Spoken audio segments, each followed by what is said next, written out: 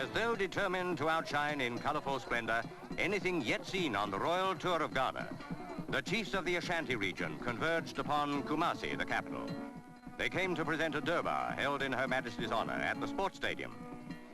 Their festive attire, locally woven of silk, velvet, brocade and damask, richly appliqued and embroidered, is an inheritance of Ghana from its Gold Coast times. And such was the picture as, with a contrasting modern escort, the Queen drove to the stadium.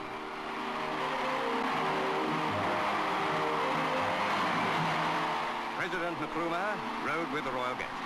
This was the beginning of a day which no one present is likely to forget.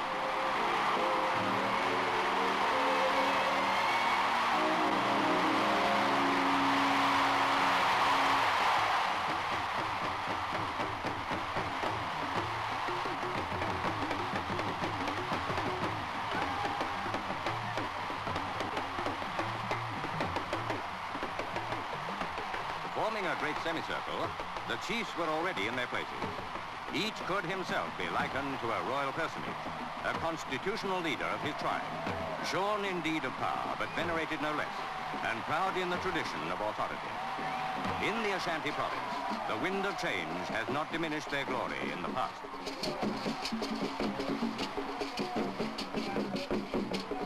President Nkrumah escorted the Queen across the stadium to present the chiefs to her. He personifies his country's march into the second half of the 20th century. They, an era now passing in a golden sunset. But all Ghana, old and new, has united in its enthusiasm during the royal tour. If it had been planned that the presentation should be a formal matter, that was soon changed. In a few seconds, the Queen and Duke were surrounded by chiefs and their attendants. What sort of picture of Britain and the monarchy the minds of these men hold, only they can tell. But with natural chivalry, they welcomed the White Queen, who reigns more than 3,000 miles from Ghana.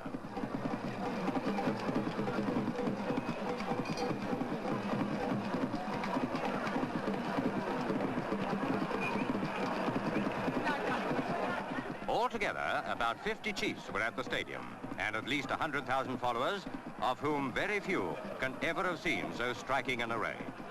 It would almost seem as if the chiefs vied with each other in the splendor of their dress, which is always bejeweled with gold, silver, and beads of precious stones.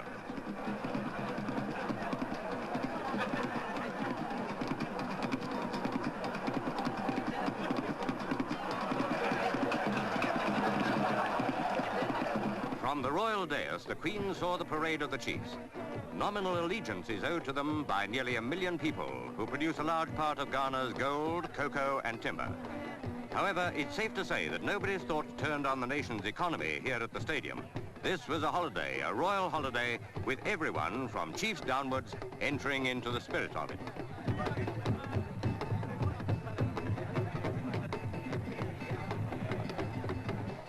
The chief of chiefs, the Asante Hene, was carried on a litter. He is an old man in poor health, but nothing would dissuade him from being present.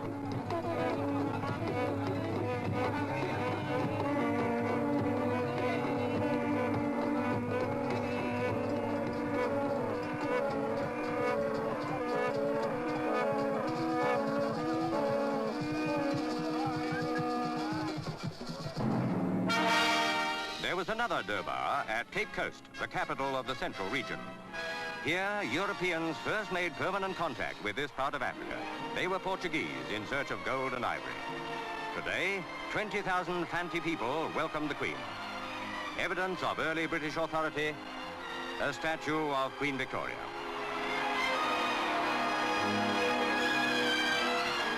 The president of the central region of the House of Chiefs, Nana Akying, introduced all of them by turn before the presentation of the solid gold miniature palanquin. That was the principal gift the chiefs made to the sovereign.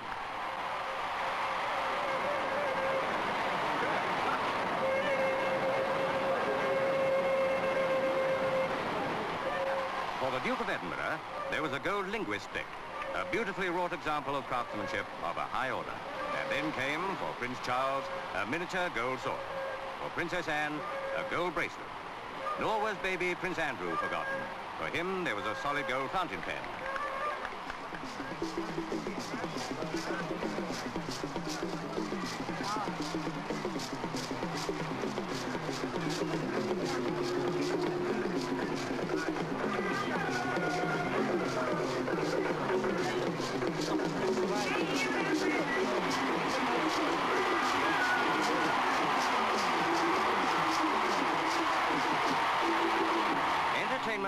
own kind, and no less to the Queen's liking, was provided by the races at the Accra Turf Club. It was described as the Ghana version of Ladies' Day at Ascot, but the weather was reliable, and there was a lot more colour.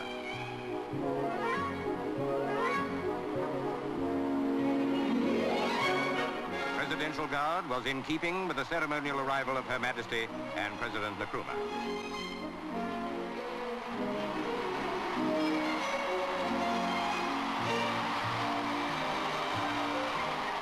Members of the Horse Racing Board of Control were presented to the Queen when she left her car on the way to the presidential box.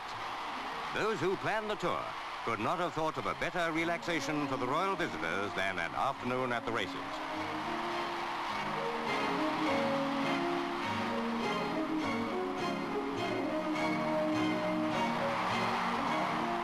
Racing, with its lure of that elusive something for nothing, makes a strong appeal all the world over.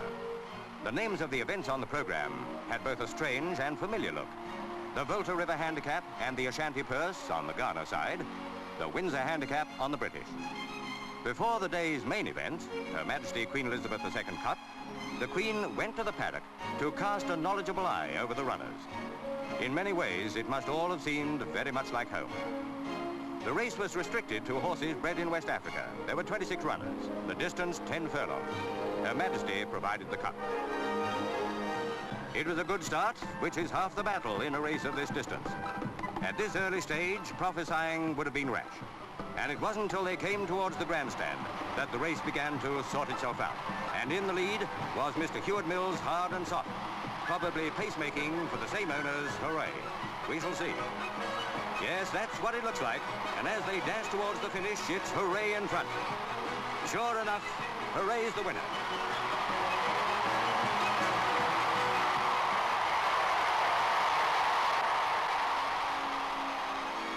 There's one lucky punter. The Queen presented her cup to Mr. Heward Mills. A most enjoyable afternoon on this tour of Ghana.